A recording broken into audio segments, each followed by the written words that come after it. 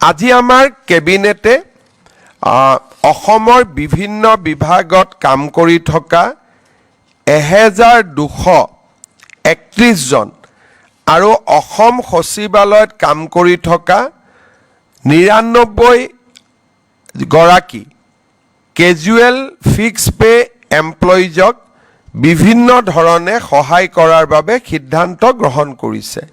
ৰাজ্যত